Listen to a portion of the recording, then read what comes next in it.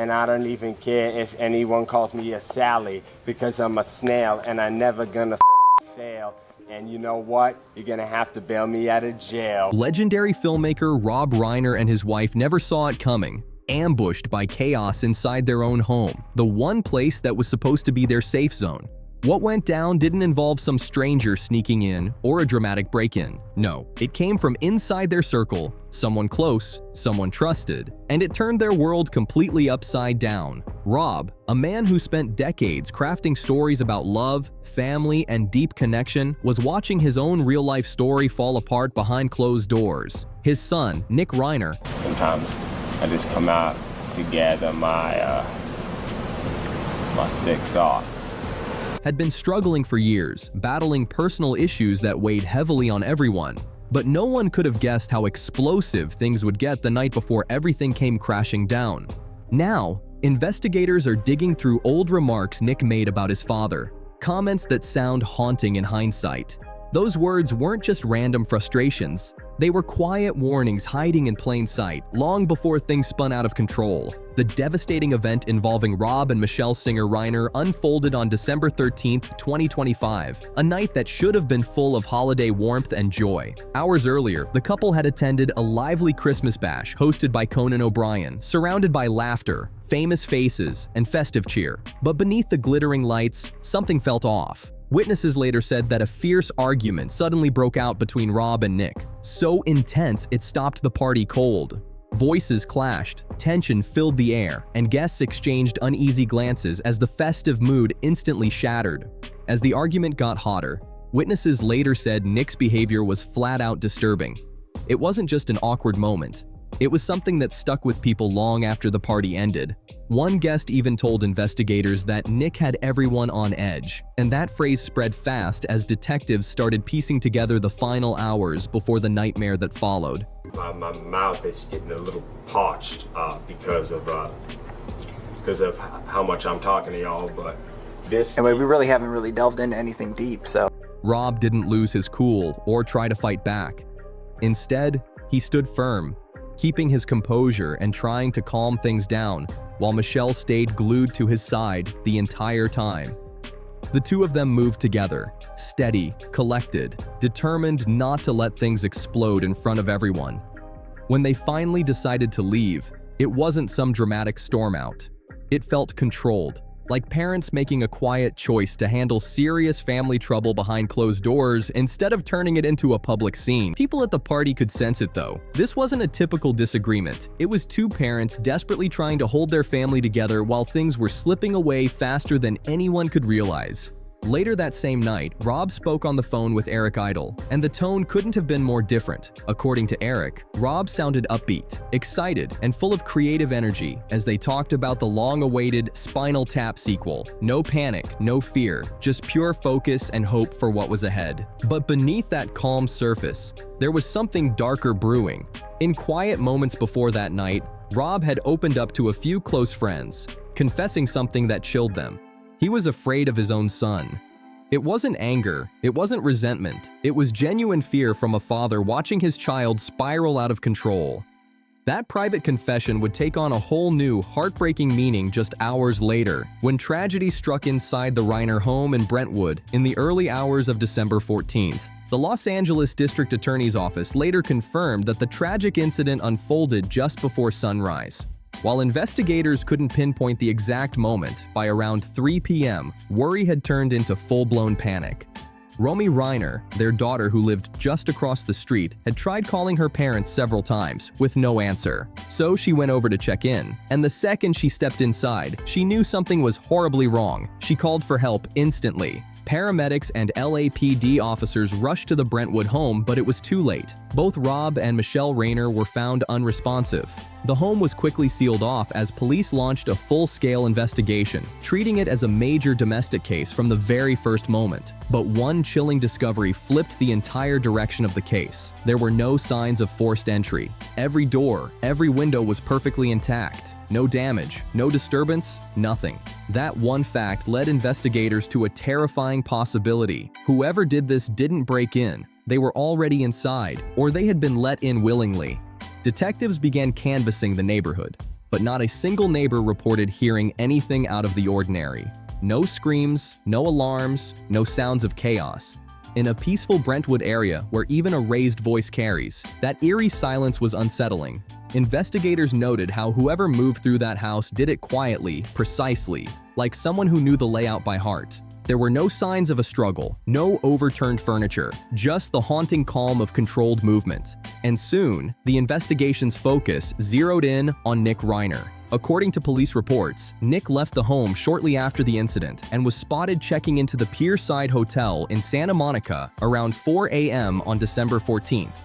Hotel staff later told police that Nick appeared completely composed. He spoke clearly, checked in without hesitation, and showed no signs of panic or distress. They know the David who go on stage, who has his ways about him, but they really want to know what's inside. No shaking, no confusion, just eerie calm. But when investigators later searched his hotel room, they reportedly uncovered evidence directly tying him to what had happened inside the Reiner home that night. That one shocking discovery locked Nick Reiner directly into the investigation's most critical window of time. His hotel stay was short, almost like he was keeping on the move, refusing to stay in one place for too long.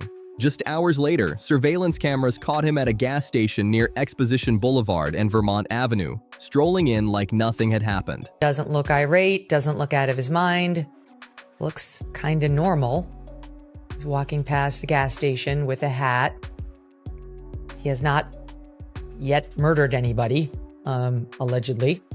The footage showed Nick acting totally normal, grabbing a drink, paying at the counter, and walking out without a single sign of panic. No shaking hands, no anxious glances, just this eerie calm that clashed completely with the chaos investigators believed had already unfolded earlier that morning. By around 9:15 p.m. on December 14th, LAPD units had him tracked near Exposition Park, only a few steps from the USC campus. Patrol cars closed in fast, surrounding the area as bystanders watched the tense standoff unfold. But there was no chase, no shouting. Nick didn't resist at all. He stood still, quiet, following every command from the officers. Within minutes, he was in handcuffs. No struggle, no chaos. Just the cold click of metal snapping shut. By the end of that night, detectives were done speculating. They were connecting dots that told a chilling story stretching across Los Angeles. A violent argument at a Christmas party, a silent Brentwood home, no forced entry, a calm escape to Santa Monica, and a final arrest near USC. It all lined up too perfectly to ignore. Yet one haunting question refused to disappear. What really happened inside that house? That's when the investigation dove into its darkest phase. With the Brentwood home fully secured, the forensic team moved in. Precise, relentless, determined to uncover every secret those walls were hiding. They combed through every inch of the place, every room, every surface. Nothing escaped their attention. The next step was crucial, piecing together an exact timeline. With no cameras inside and no clear digital timestamps, investigators had only science to depend on. Temperature checks, physical evidence, microscopic details, every clue mattered. And through it all, one chilling question drove their work like a heartbeat. When did Rob and Michelle Reiner actually lose their lives? And how did it all truly happen? To find out, investigators zeroed in on the physical evidence, the body's own silent timeline. They studied muscle stiffening, blood patterns, and other key markers that reveal how long someone's been gone once the heart stops beating. In this case, what they found was absolutely chilling. The medical examiner determined that Rob and Michelle Reiner had both died in the early morning hours, nearly 12 hours before anyone discovered them. That time frame lined up perfectly with what detectives already suspected, based on witness accounts and Nick's movements that night. The tragedy had unfolded during the quietest, most still stretch of the night, when the entire neighborhood was asleep. No one realizing the horror taking place just steps away. That haunting silence wasn't just eerie, it was a crucial piece of the puzzle. It explained how everything could unfold so completely undetected. Then the investigation took an even darker turn when forensic teams examined the injuries. Experts documented multiple sharp force wounds, a technical term for injuries caused by a sharp-edged object. And these weren't random or accidental. Each strike came from close range, face to face, within arm's reach, and repeated over and over again. The brutality showed determination, not impulse. It wasn't one quick outburst. It was sustained, intense, and deeply personal. Even hardened investigators were stunned by the sheer number of wounds. The evidence told a story of violence that didn't end quickly. It dragged on, leaving behind a pattern that screamed intent. From a legal standpoint, that repetition mattered a lot. Detectives weren't guessing emotionally. They were following the science, and the science pointed straight to deliberate action. It wasn't just a tragic moment. It was a decision carried through to the end. Following these grim conclusions, Nick Reiner was officially charged with 2 counts of first-degree homicide, 1 for each of his parents. In California, that's as serious as it gets, reserved for crimes investigators believe involved planning or intent. But prosecutors didn't stop there. They added special circumstances due to multiple victims, instantly pushing the case into the highest possible legal tier. This wasn't just another charge. It changed everything. With special circumstances attached, the case now carried the harshest penalties under California law, setting the stage for one of the most shocking and devastating Hollywood family tragedies ever seen. If convicted, Nick Reiner could be facing life in prison without parole, or even the most extreme penalty the law allows, depending on how the court decides to move forward. The Los Angeles District Attorney's Office made it crystal clear that this was the toughest charge they could bring, signaling full confidence in both the forensic evidence and the airtight legal foundation behind their accusations. That is totally falsified in every way. At that point, everything shifted. This was no longer just a heartbreaking family tragedy. It had become one of the most intense legal battles Los Angeles had seen in years. Investigators had built a solid case, a confirmed timeline, a clear sequence of events, verified cause of death, and undeniable proof of close, sustained contact. When Nick appeared in court for the first time, the tension was electric. The atmosphere inside the courtroom felt heavy. The silence, the bright lights, the way every eye locked on him. It all hit like a thunderclap. This wasn't just another arraignment. This was the moment everything became real. On the morning of December 17, 2025, Nick Reiner was escorted into a Los Angeles County courtroom for his initial hearing.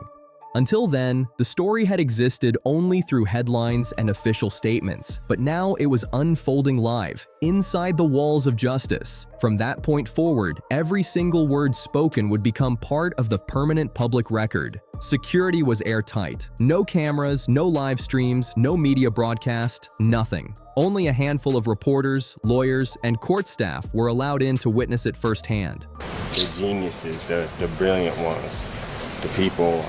I'm referring to myself. Those restrictions weren't random. They were deliberate, set long before Nick even entered the room, a clear sign of how serious and sensitive this case had become. When the doors finally opened, deputies guided Nick straight to the defense table. The entire room went still, dead silent.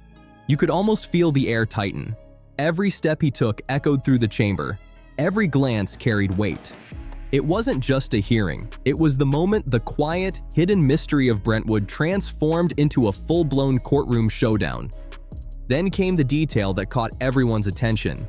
Nick wasn't wearing a regular suit or jail uniform. He was dressed in a harm prevention smock, the type used for inmates considered at high emotional risk. It was visible, unmistakable, and yet nobody said a word about it. Not the judge, not the attorneys, not even the deputies. The hearing went on as if nothing unusual was happening, leaving the silence in that courtroom louder than anything anyone could have imagined. That silence in the courtroom said everything. It was louder than any outburst could have been. As the session began, the air felt frozen. Every movement stopped. The charges were read out in a cold, mechanical tone. 2 counts of first-degree homicide, 1 for his father and 1 for his mother. No emotion, no storytelling. Just the heavy, relentless language of the law dropping line by line, like hammer blows. When the judge asked if he understood his rights, Nick gave a short, calm response. Yes. That was it. The only moment he spoke during the entire hearing. No plea, no argument, no visible sign of emotion. He sat perfectly still, staring straight ahead, expression flat, like someone locked inside his own mind. Focused, contained, impossible to read.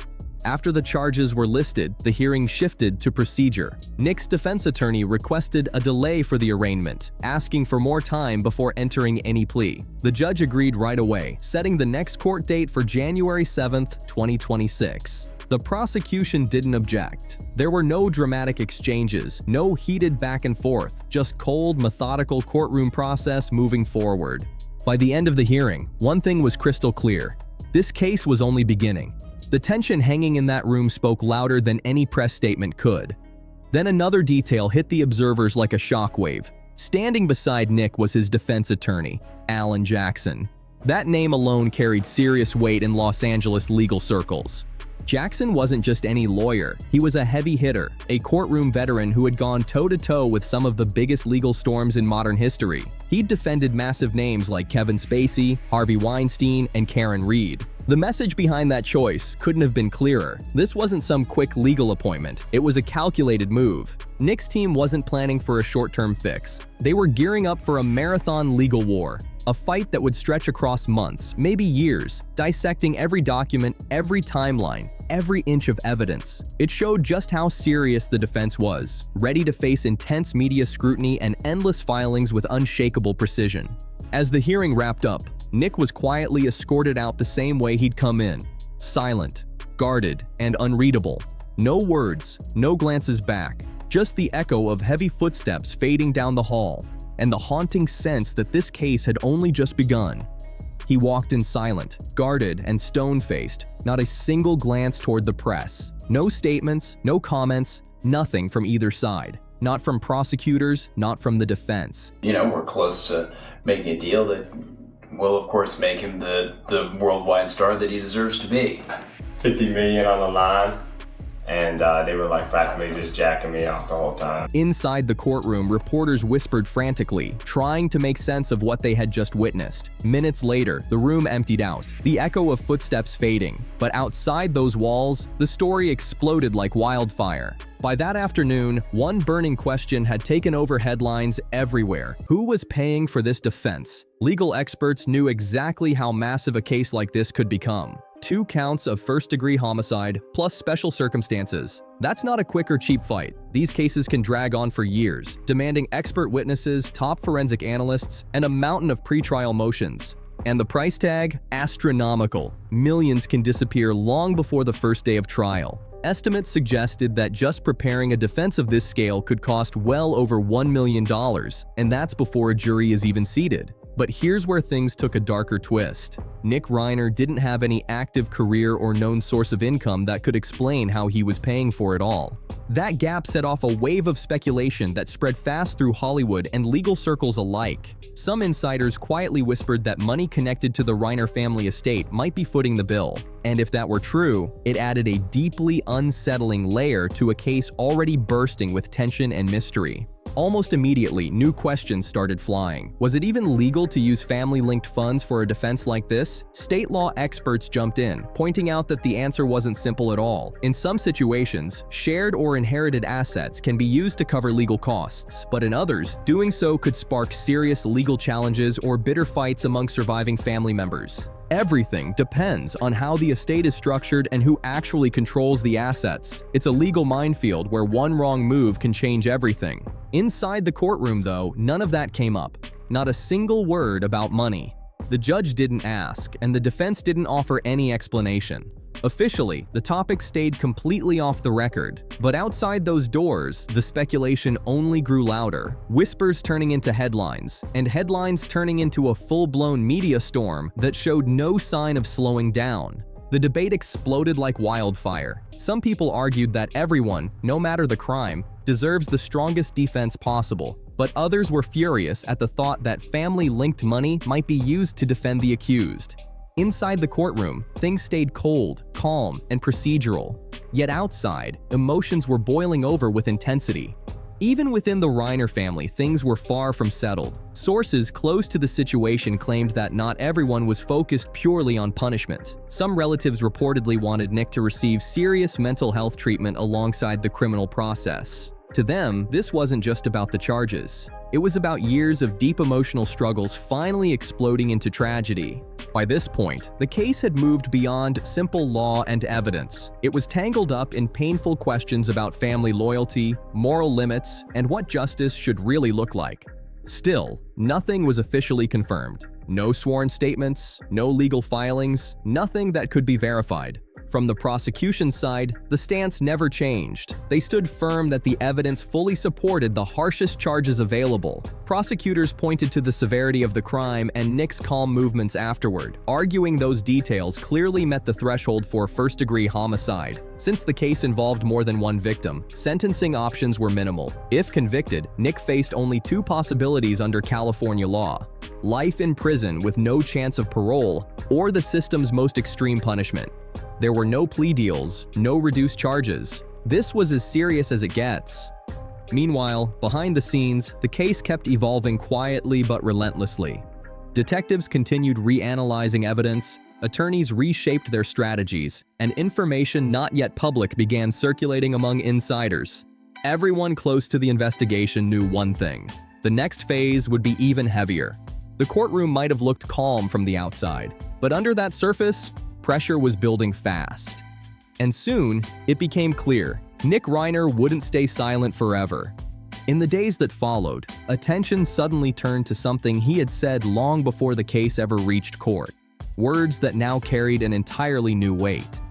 Statements that would make people question everything they thought they knew about the Reiner family story. Nick had once spoken candidly about his childhood, admitting that he never felt truly close to his father, Rob Reiner. He described an emotional distance that shaped how he saw himself within the family, saying he often felt like an outsider in his own home, standing at the edge while everyone else laughed, connected, and shared moments he couldn't seem to reach. By all public accounts, Rob had been a devoted, hands-on father, successful, caring, and deeply committed to his family. He was known for strong bonds with his other children through shared traditions, creative passions, and family routines. But for Nick, those same family moments didn't quite land. The home looked picture-perfect from the outside, but deep down, he felt disconnected, like a guest in his own life. It wasn't that Rob Reiner ignored his son. If anything, he tried to give Nick everything he possibly could. But long work hours, constant travel, and the heavy weight of success can create invisible emotional gaps, even without meaning to. Nick grew up surrounded by care, yet he later admitted that care didn't always reach him. That quiet sense of isolation followed him well into adulthood, shaping everything that came next. Instead of feeling grounded at home, Nick began searching for belonging elsewhere, gravitating toward places that offered escape instead of stability. That's when substance use crept into his life. What began as experimentation quickly spiraled out of control. By his mid-teens, things were already bad enough to require serious treatment. His family didn't deny it or sweep it under the rug. They fought hard to help him. They searched for programs, called professionals, and tried everything they could to pull him back from something that was gripping him tighter each year.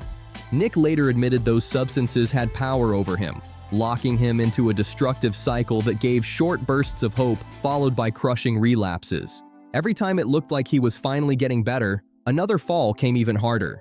His life slipped in and out of chaos, bouncing between states like Maine, New Jersey, and Texas, never finding steady ground. These weren't fresh starts. They were survival runs filled with uncertainty, fear, and exhaustion. But through all of it, Rob and Michelle Reiner never gave up. They stayed close, stayed supportive, and refused to abandon their son. Over the years, they spoke honestly about his struggles, never blaming others, never hiding behind image, and never pretending the problem didn't exist. They poured in everything they had: love, time, money, and endless patience. Multiple rehab programs, constant check-ins, emotional support.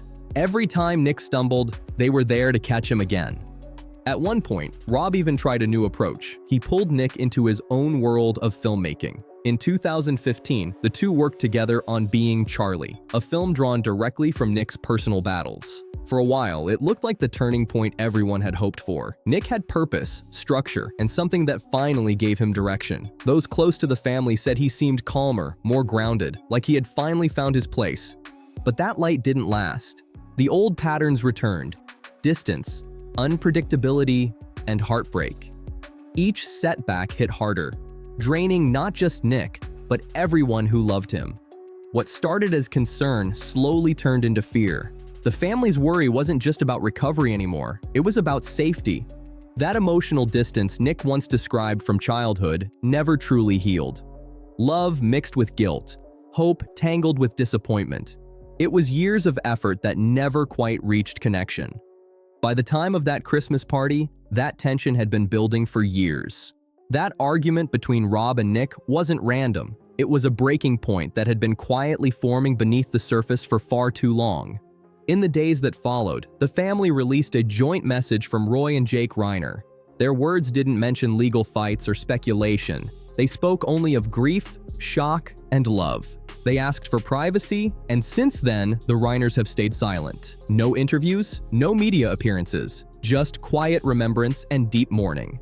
A private memorial was later held. No cameras, no red carpet, just emotion. Friends, colleagues, and Hollywood icons gathered to honor Rob and Michelle, not for their fame, but for who they truly were. Steady presences, loyal mentors, and people who made everyone around them feel safe to create, laugh, and dream.